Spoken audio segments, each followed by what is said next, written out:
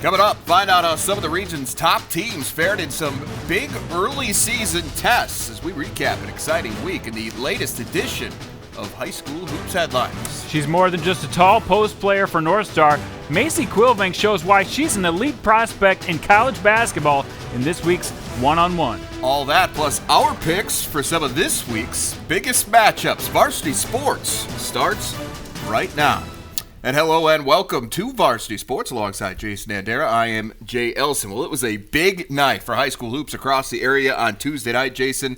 And I, for one, always look forward to these early season matchups between teams we think are going to be championship contenders. Yeah, it's fun for the fans, but it's also great for these teams. It seems like the teams that really test themselves in January are the ones pushing deep into the postseason. So a lot of good tests, and we'll see how some of those tests turned out. Absolutely. All right. Well, let's dive into this week's edition of the High School Hoops Headlines. We start with two of the top teams in the WDA. Century and Dickinson collided Tuesday night in Dickinson. Jordan Meidinger and Anand Moody controlled the tempo all night, commanded a double-digit lead most of that game. Dickinson beat Century 73-59. Meidinger put in 20 points while Moody led the way with 26. Per usual for those two. Rapid City Stevens in South Dakota visited O'Gorman last Friday night, came away with a 64-54 win. OG and Stevens were tied in the second half, but Mason Archambault helped push the Raiders' lead late in that game. He finished with 32 to knock off the previously ranked number 1 O'Gorman. Well, the Knights hope to bounce back Tuesday against another ranked opponent in intra-city rival Washington. They took a 22-20 lead into the half, but didn't really start hitting shots until Matt Cartwright scored 8 in the final frame to lift O'Gorman to a 51-40 win over the Warriors. Cartwright finished the night with 19 points, while his running mate J.P. Costello chipped in 13. Simon Sem, he's making some headlines. Last Thursday, he eclipsed the 1,000 career point total. Then Monday night, set a school record. Get this, Jay, 45. He dropped 45 points and got 21 boards. My goodness. That performance led Fargo North past Shanley 88-82. Sem, by the way, he's now averaging 26.3 points per game, 11.6 boards for the Spartans. Nice to get a double-double every night out of that guy. It's safe to say that he's got the attention of pretty much everyone at this point, right? Well, speaking of impressive numbers, here's a few more. Grand Forks Red River's Lexi Robson, who's averaging 24 points per game, scored a school record 38 to lead the Rough Riders to a win over Grand Forks Central. And from South Dakota, Custer Jr. Tori Glazier surpassed the 1,000-point plateau in a win against Hill City on Friday. Then on Saturday, Glazier supplanted her coach Stephanie Ornelas Schlecht for first place in the school's all-time scoring list. Glazier now stands at 1,028 for her career. In Sioux Falls, Anna Brecht became the all-time leading scorer in Lincoln history, passing Steph Schooler, who'd had the mark at 13:32. Brecht needed 20 to tie the mark on Tuesday night. She got 28 in her team's win over Yankton. Congrats to all those milestones. Let's take a little pause from basketball now. In North Dakota, Troy Mattern decided to end his 7-year stint at Fargo South as the head coach to take over at Shanley. He replaces Rod Oxendahl, who resigned following last season. Mattern won 2 state championships with the Bruins and is hoping to add to that total with the Deacons. And in Sioux Falls, we had some news on Tuesday. Jared Fredenberg moves from defensive coordinator at Roosevelt to become head coach at Sioux Falls Lincoln. A lot of people were waiting for him to get his shot. He finally does. So congrats to both of those guys on their new opportunities. All right, well, coming up, her name is as difficult to pronounce as she is to defend. We'll introduce you to North Star standout Macey Kvilvang when we come back. Varsity Sports on Midco Sports Network is presented by Mitchell Technical Institute and Farmers Union Insurance Agency. Welcome back. Macey Kvilvang from North Star High School was faced with several choices recently. Macey had offers from UND and NDSU, and that was just in volleyball. In basketball, she had offers from Minnesota, Boise State, Arizona, as well as UND and North Dakota State. It's a lot of choices for a very talented athlete. Macey talks about making those decisions and more in this week's one-on-one. Her name isn't the easiest to say. Oh my, okay, I get Kvilvang, Kvilvang. One time I was called Marcy Kvilvang. Really close enough. Tough name and tough game. Macey Kvilvang drops 20-plus on a nightly basis on the hardwood for the North Star Bearcats. But basketball isn't the only sport in which this 6'5" athletic senior excels. She stars on the volleyball court, too. So when it came time to think about the future and what role athletics would play in her college choice, it made Macey think hard. It was really equal for a really long time since this past year, since I decided I was going to play basketball. So after picking her sport, she had to pick a college, a stressful decision for a lot of high school athletes. It was a really fun process, but at times it's always stressing. I decided I wanted to stay in my home state, where I grew up in, represent my state. That was something I dreamed of for a very long time. My dad always told me, when you go to the campus, you need to picture yourself being there for 4 years or more. So when I got to NDSU, I stepped on campus and I just knew right away. The reason so many colleges were interested in Macey might not be as obvious as it seems. Her height gets her noticed, but her athleticism is what makes her special. I think obviously you look at the height, but the fact not only tall, she can run up and down the court, she's very athletic for her height is really what sets her out. Because you look around at other teams, there are tall girls, but she's very skilled on both ends of the floor, and I think that definitely is what sets her apart. Hard work and dedication have made Macey's game continue to flourish. She's able to attack the basket face up and hit some outside shots with more regularity. Knowing her, she's put in the off-season work in the weight room and in the gym, and I just think if she improves that, keeps working hard, the sky's the limit for her. While her strength is sufficient in high school, she knows she'll have to add some power to get by in the Summit League next year in Fargo. Definitely getting stronger. My physical strength, I want to be bigger inside. I want to be able to push people, not people pushing me. Kvilvang and her team have been pushing opponents around all season long. They've won by an average of 28.7 points per game through their first 10 this year. The expectations placed on them are high, but their goals are just as high. We want to go back there and show everybody that we can do it. Last year it was kind of disappointing when we lost that semifinal game. This year we have that same goal to make it all the way. We have a quote, it's called "Win the Day." You win every single day. You give your best every single day. And we live by that. Just forget about all the pressure that we have and just go out and play our best. Every single game, you have to go out there and play like it's your last game. Like there's a quote, live like it's your last day. Coach said, play like it's your last game. All right, good piece there, Jandy. And let's take a minute now to go over some of Macey's current stats. These are through her first 10 games on the season. How about this? 22.6 points per game, 10.7 rebounds per game, but they don't stop there. Well, and you, as usual, when you have players of this caliber in Class B dominating the way they are, she doesn't play a lot of fourth quarters and a lot of the second half, so these are great per-minute stats.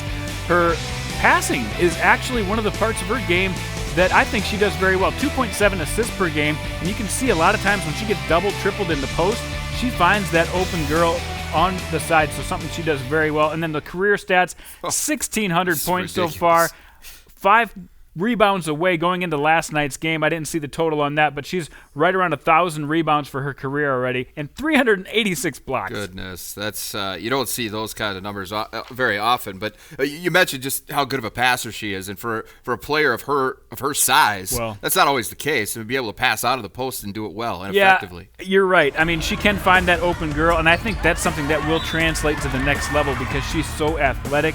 She's more than just a tall post player. She is athletic. She can do a lot of things on the basketball court, and that makes her a very intriguing prospect in the Summit League. Yeah, well, the stats are certainly telling, but it does take more than numbers to impress Maren Walseth. Macey's future coach at North Dakota State says there's a lot of things she actually likes about Kvilvang, but there's one skill that really stands out to her. I think she's a tough cover. She's extremely tall at 6'3", 6'4". She's got a great soft touch. So she's able to do things on both the offensive side and the defensive side of the ball. Control the paint with her shot blocking ability, but also stretch the defense a little bit. Is she productive down low? Absolutely. But at 6'4", she'll be able to get her shot off defenders who want to play her at the high post as well. Obviously, Macey and the Bearcats off to a great start this season, Jason, but things are going to get a little more tough for them over the next couple of weeks. We're going to find out exactly kind of where they're at. Well, we know that they're an elite-level team for sure, but they've got some ranked opponents, so we'll get a better measuring stick than the 30-point wins that they've been getting recently. And then, of course, we don't want to write off the rest of her high school career by any means, but I'm excited to see what she can do in the Summit League. You mentioned she could be a very effective player for a long time for the Bison. All right, well, stay tuned. Up next, almost time for high school football recruits to put pen to paper and finalize their college commitments. We'll take an early look at where some of the top players from our region are going to take their talents after this. And welcome back. Well, with National Signing Day quickly approaching, our region's top high school football players are preparing to finalize their college commitments. Yeah, a lot of those players have already taken that step, verbally committing to a program, but there's a lot right now, as we speak, wrestling with that tough decision. And many of those are going to continue to wrestle until the final minutes. Or even past. And beyond. A lot of times you see guys commit after National Signing Day too, and that's because a lot of them have multiple offers trying to figure out what's the best fit for them. But for now, let's take a look at some of the guys from our area that we know are committed and that are committed to FCS programs. All right, well, a couple names you might be familiar with. North Dakota gets Jack Pfeiffer, the quarterback out of Fargo South. Now in high school, exclusively played quarterback, but he looks to project as a wide receiver, a good athlete, a tall target. It's interesting to see how he makes that transition. North Dakota State, as usual, getting a load of talented players from North Dakota and even from South Dakota. From North Dakota, of course, Zach Willis, Brandon Metz, the big boys from West Fargo, both making that decision back last fall. Grant Vomert joins that group. Jake Reinhold's the kicker. And then from South Dakota, pick up Spencer Wagee from Watertown, which we've known for a long time. And then Costner Ching, just outside of Watertown from Castlewood, the big 6'3", 250, probably projects as a tight end or maybe a fullback at that next level. And a nine-man guy, a very talented nine-man guy from the state of South Dakota. And meanwhile, at South Dakota, they got a pretty talented nine-man guy in Lincoln Gibbs from Langford area. Coyotes also picking up, at least to this point, Mason Layton, a dynamic pass catcher and defender out of Madison High School, a guy that really contributed to a lot of victories over the last couple of years. Yeah, he was so fun to watch at the high school level because, like you said, he could do it offensively at any moment. You know that he could find the end zone. Defensively, took a lot back at any moment in the game, and special teams-wise, it'll be interesting to see how he fits in at that FCS level in Vermilion. All right, let's talk about the Jackrabbits now. Jackrabbits got early commits from Xavier Ward, the big guy, Austin Bone from Roosevelt, the big guy, Crockett Krolikowski, another big guy from Winter, Eddie Miller, the hometown guy from Brookings, adding to that list. And then within the past few weeks, Alex Wickersham, the defensive specialist from Brandon Valley, was injured toward the end of last year. Played a lot of linebacker in high school, projects as a safety for the Jackrabbits. He made a big difference in that Lynx defense last year. Yeah, when he wasn't there, it was obvious. You can tell the difference. How about that continued pipeline between Brandon Valley and strong, South Dakota State? Yeah, Coach Garrow sent a lot of guys up there, a lot of guys who have contributed in a big way for the Jackrabbits, and Wickersham certainly looks like the next in that line of guys to be very successful at that FCS level.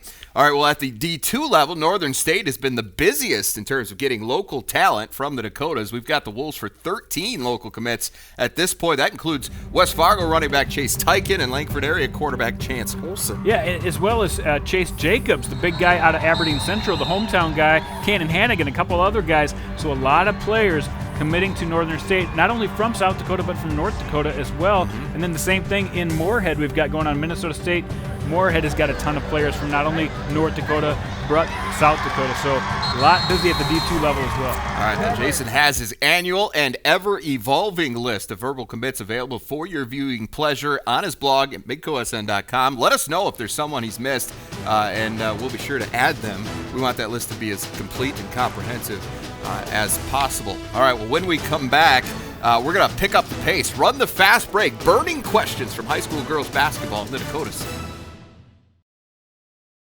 All right, well, welcome back. It is time to run the break. You remember how this works. I've got questions. Jandy hopefully has answers. We've got that nice little shot clock there ready to help us keep things moving. Let's get started. Let's do it. Shall we? Topic, girls basketball. We're going to hit on a variety of different things. So here we go. First question from South Dakota Class AA. The ESD currently has the top 3 teams in that class, Jason, but Will an ESD squad win the title again? Great question, Jay. Right now, it does look like we're going to have one, right? Because those top 3 teams are all from the ESD. Harrisburg looks really good early in the year. They've had wins over Aberdeen and Brandon Valley, so very impressive for them. The Lynx, only team that has beaten Harrisburg to this point. And then Aberdeen, of course, the defending champs, are in the mix as always. I think they're the top team and probably the favorite to go back and win another title. Right now, Washington is improving. Rapid City Central's in that top 5. I think Stevens could maybe surprise some people, but overall, I think the contenders right now do belong in the ESD, and I made it. All right, good news, good start. Anyway, in Class A, St. Thomas More, definitely the favorite once again, but I want you to make a case for someone upending them this year. Who can do it? Can anyone do it? Well, let's see. St. Thomas More fans, don't worry, I'm not going to pick against you here, but if I have to make a case, I think this Cavaliers team maybe lacks a little bit of size on the blocks that they've had in the past few years.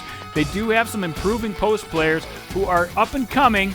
They don't have that dominant presence that they've had in the past. So I think their outside shooting is enough to carry them right now in their ball handling, their ball movement. It's just so good. It's so much better than everybody else in the class. I don't think there is another contender right now. I think if anybody, maybe Lennox, still undefeated, but that's another team that's young. It's a little bit small inside. I don't think anybody can challenge them. Got a little long-winded there, Jason. It was very close to yeah. All right, well, let's move into Class B now. A lot of the top teams in this class going to be in Mitchell for the Hanson Classic on Saturday. Always a really great event there. So, but how do you think that group's going to fare? Well, Class B is strong this year. They are as strong as a lot of A teams right now. Let's take a look at the schedule. All 5 teams in my power rankings, by the way, in Class B are at the Hanson Classic, so I'm excited to go check this one out. Avon taking on Freeman. I think Freeman might be an elite team. We'll find out in this game just how good they are. Warner and DeSmet each just have 1 loss. They play against each other. That's going to be interesting to see who becomes the 2-loss team out of that one. Sully Buttes draws Hanson, who just lost in overtime to McCook Central on Tuesday night. That will be an interesting one. Hanson, they've got their hands full. They've played a really good schedule to this point, and I think they're going to be tested in that one. I'm way over time already, but I haven't even talked about the 2 biggest games. Goodness Sanborn sakes. Central Woonsocket draws Crofton, a perennial favorite in Nebraska, and then the big game of the night, you've got number 1 Ethan taking on number 1 St. Thomas More. I mean, this is worth it, guys. We got to go over on this one. That's going to be a fun game. I think More maybe is a little too good, but to answer your question, Class B will do just fine at the Hanson Classic. Unfortunately for you, my attention span goes in 35-second increments, right. so you lost me about halfway through that. Let's move on to North Dakota now. The big news, of course, from last week, that Shanley winning streak, that historic winning streak coming to an end. So my question to you, how long will the next Shanley streak go? Well, they're at 2 right now, so that's a good start for them, but it really does get tough after that. They go to Grand Forks to play Red River on their next game. Undefeated Red River. That's going to be an interesting one. They've got Moorhead coming up on the schedule after that. A lot of traps for this Shanley team coming up soon. So I don't know. I don't think we're going to get to double digits. That's for sure. Okay. North Dakota Class B now. You have Park River as your number 1. Everywhere else I've seen has North Star as the top team. So why do you think the Aggies are superior? Well, it's so tough to tell right now. They will play each other here coming up in a week or so we'll have a clearer answer. But right now, I look at the rosters. I see a very top-heavy North Star team with some stars. Macey Kvilvang, obviously. Steph Miller has been producing at a awesome level right now so far for the Bearcats. But the Aggies, they are interchangeable. They've got 6 seniors on this team, all with state tournament experience. I think that team is loaded more from top to bottom, and I think that's why they're the team to beat right now. All right. Take a breath. All right. You made it, sort of. I mean, only 1 violation or 2? No, you had 2 in a row, and one of them was basically a second shot clock's worth of a violation. So all right. Work on that for next week. But you're off the hot seat for now, so well done, I guess. Well, speaking of girls basketball, 2 of the very best in South Dakota getting set to square off this weekend at that Hanson Classic. Jason and I going to offer up our picks for that. We're also going to let you know who we think should be on upset alert. That's coming up next. Varsity Sports on Midco Sports Network is presented by Mitchell Technical Institute and Farmers Union Insurance Agency. All right, it's time to make our picks, and I'm proud to say we both got off to a pretty good start week one, Jason. Both nailed our upsets. I finished 3-1. You were 4-0. We're on a roll. Let's see how this goes. All right, moving North Dakota girls right now, North Star and Langford. You talked about the Bearcats getting a tougher stretch here. This is the first. Yeah, they are very good, though, and I don't think they have an answer, Langdon that is, for Macey Kvilvang. I think North Star keeps it rolling. Yeah, Langdon's tallest player listed 5'10". Kvilvang, obviously, as we heard, anywhere from 6'3" to 6'5", depending on who you talk to. That's a difficult matchup, and I think she faces that kind of thing more often than not. But still, their closest game to this point, too, has been 16 points. I like the Bearcats. Fargo Davies boys at Cheyenne. Yeah, I'll tell you what, Jake Paper, Matt Vate, both lived up to the billing. And how about Tyrell Satness adding another scoring dimension down low? They're just too loaded. Cheyenne, good win for them against West Fargo on Tuesday, but Davies is a better team. I look right at the team defense for Davies. Opponents shooting under 33% against them to this point. Paper's averaging a double-double. He's averaging almost 4 offensive rebounds per game. That is going to be difficult to deal with for Cheyenne. I like Davies as well. Ethan and St. Thomas More at the Hanson Classic. 2 number 1 teams pitted together. Great job, by the way, scheduling this one. Yes. Both great defenses, but I think the perimeter defense for Ethan not quite as good, and I think St. Thomas More will get it done from the outside.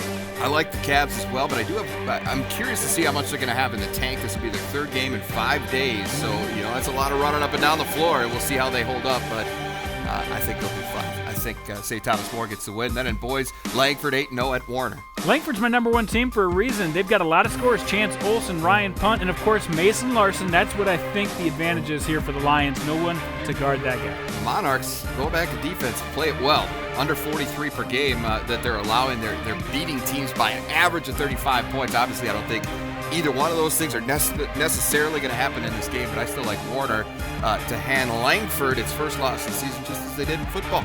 All right, let's go to our upset picks now. Saturday night, Brandon Valley coming off a back-to-back. Aberdeen Central rested. Give me Aberdeen Central in this one for the upset. I like an ESD team as well, but I like the Yankton boys over O'Gorman in Yankton. Bucks have a good win already over Aberdeen Central. Close losses to Washington and Brandon Valley. Matthew Morris has been a nightmare for everybody. I think the Knights are going to have some trouble to get a win next Tuesday down in Yankton. All right, that is our time for Jason and Dara. I'm Jay Elson. We'll see you back here next week.